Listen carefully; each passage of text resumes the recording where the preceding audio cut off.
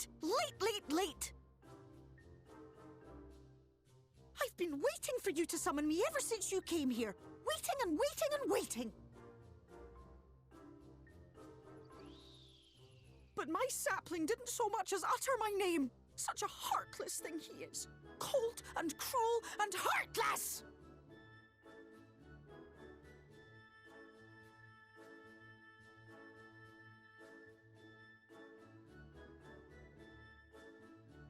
Another self-important little brat.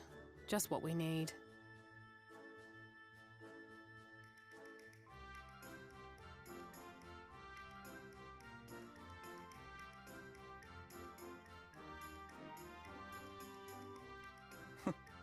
Reminds me of my childhood.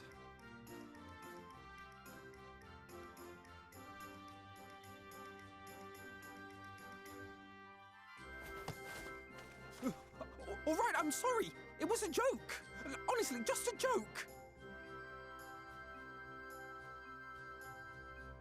But just now you called for me so earnestly, so fervently. I couldn't possibly stay angry at you. Very well. As your lovely branch, I will lend you my strength.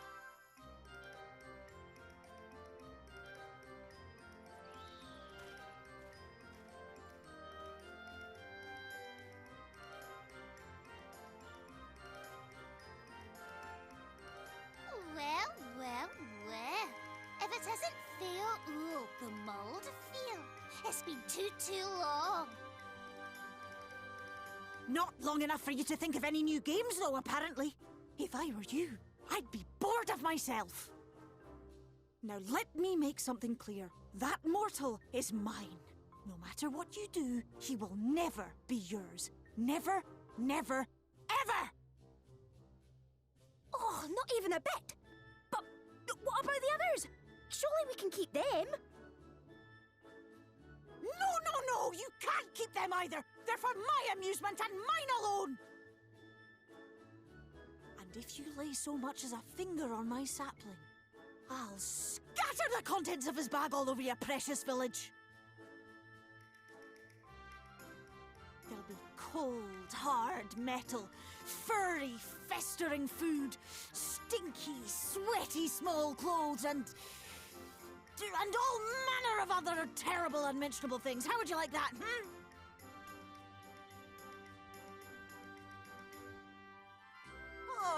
All right.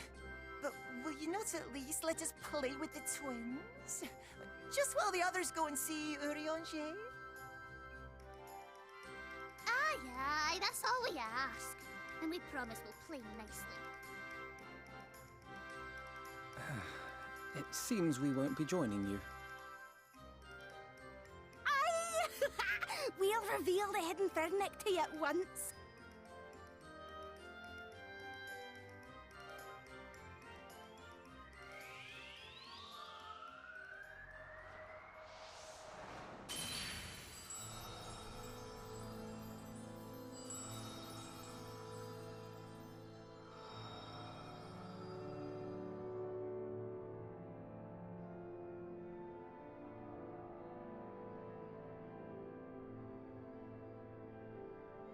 So this is the true Ilmeg.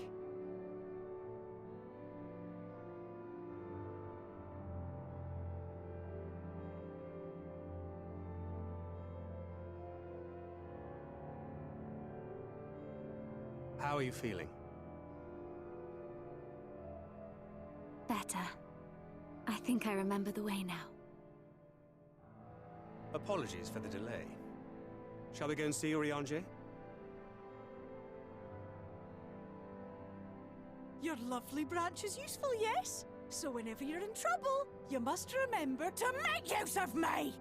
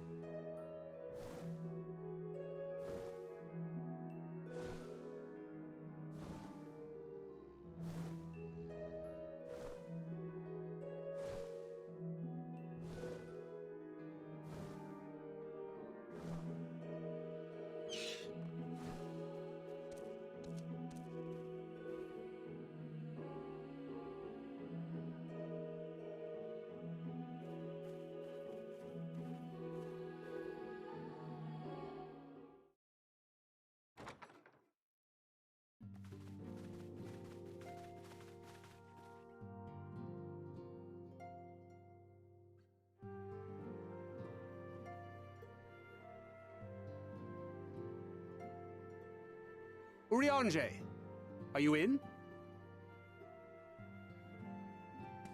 Unto a world weary of heroes, a hero wends his way. The Exarch did send word that thou wouldst seek me out, but ne'er did I imagine thou wouldst arrive so soon.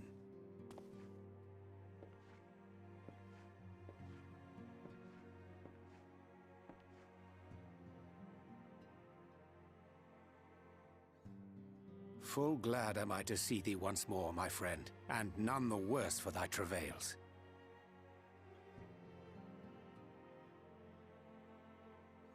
Run along, Minfilia. We will meet you outside. But Another one for you to imbue, if you'd be so kind.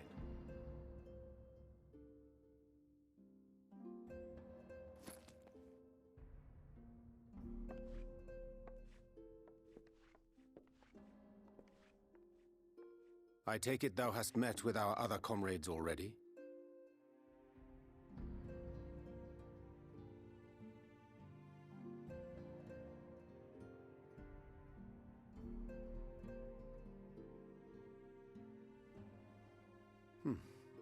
That Master Alphino and Mistress Alize now travel in thy company is of great comfort to me.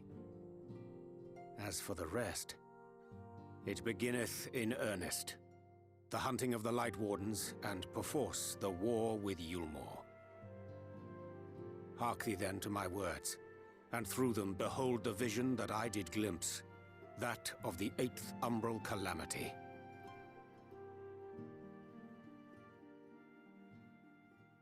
As I drifted hither to the first, traversing the boundary twixt reality and potentiality, I did bear witness to events yet to come.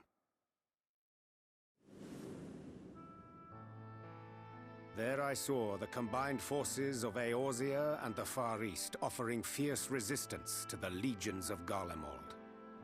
So fierce, in fact, that they did begin to push the enemy back. Ilm by painful ilm at first, then Yalm by Yalm, and Malm by Malm in time. Yet the joy they felt was short-lived, for in so doing they did force the Empire's hand. Faced with defeat, the Garleans turned to a weapon most vile: Black Rose. Its potency defied all reckoning. Once released, the gas took on a life of its own, wreaking untold carnage not only in Eorzea, but in the provinces of the Empire besides. From fighters upon the front lines to babes in their beds, none were spared. And as the casualties became too numerous to count, so did the fabric of civilization begin to unravel. Nor did the land itself escape unscathed, for spreading from the site of its release, Black Rose brought death to the very soil. To survive amidst the chaos and upheaval, men came to live by the sword, the rule of law giving way, inevitably, to the rule of might. Thus was the spark struck and the fire kindled, and swiftly did it spread as a blaze in a field of straw to engulf every corner of the world. Nations worthy of the name did then cease to exist. And those souls brave and true who might have risen to restore order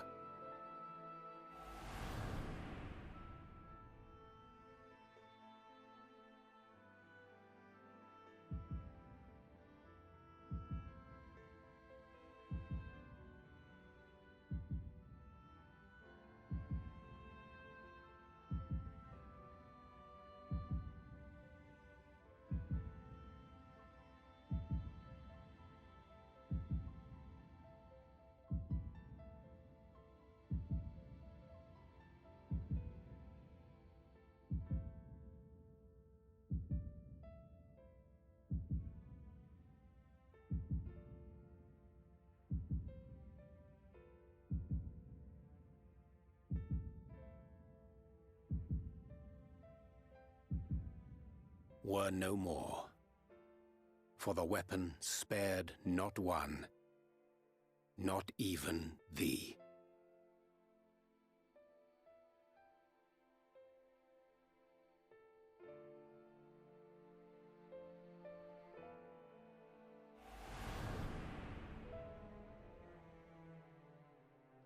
An endless age of war, begotten by the blight of Black Rose. Such is the legacy of the 8th umbral calamity which I did behold.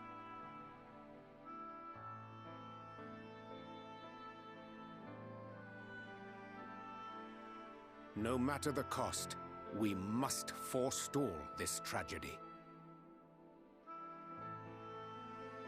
To that end, I have labored during my sojourn in this world, discovering in so doing the answer to a pressing mystery.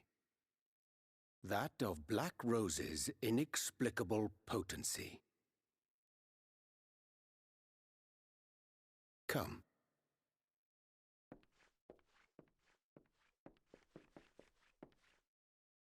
Dost thou recognize yonder chart?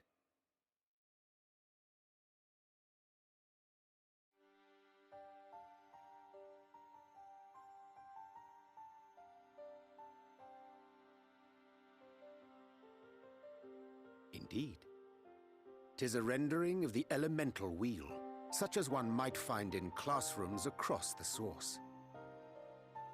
As the chart maketh plain, our world is composed of 6 elements, in addition to which there exist 2 poles in fundamental opposition. Astral, the active; umbral, the passive. As a reflection of the source, the first naturally compriseth the selfsame forces. Yet, curiously, there is a notable divergence in their nomenclature. To be specific, the denizens of this world employ not the terms astral and umbral.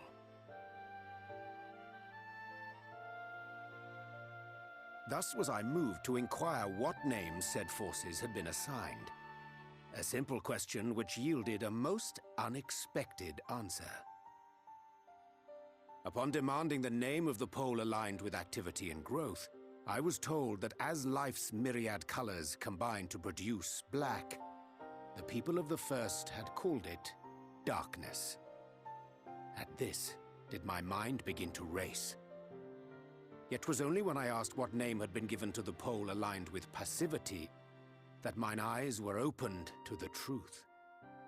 Peace and tranquility being as purest white, unmarred by color, I was told it had been given the name of light. That's umbral light and astral darkness, yes? I'm no etherologist, but it strikes me that the nomenclature of the first is rooted in the generation of the 2 forces, while our own appears to focus on their effects. Which makes one wonder, have we had it backwards all this time?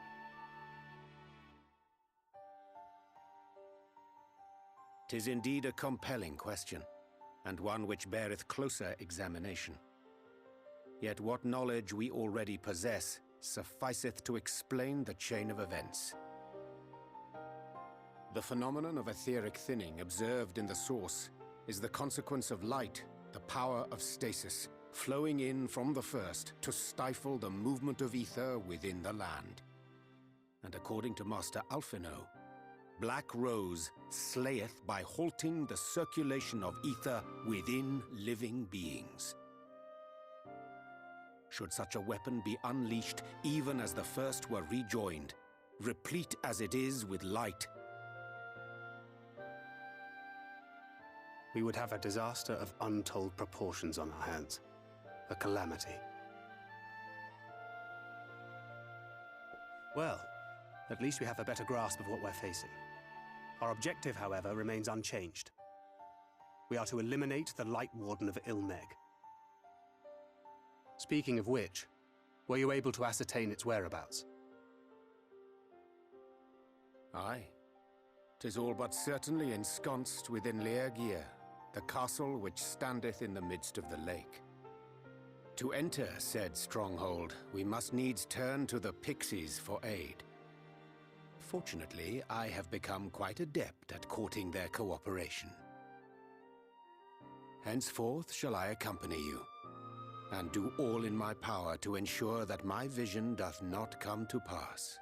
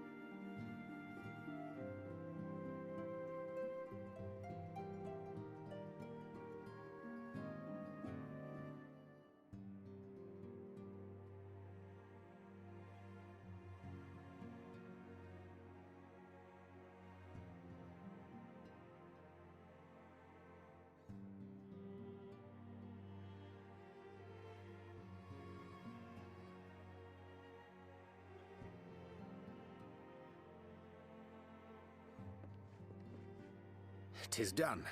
The Pixies shall be well pleased with these gifts. Ah, lest I forget.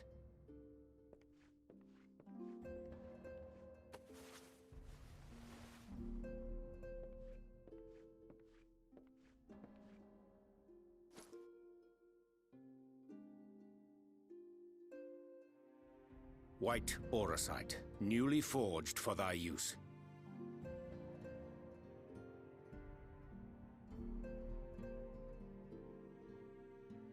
Our mission being to thwart a rejoining, we will most assuredly cross paths with those who crave the contrary. Our eternal enemies.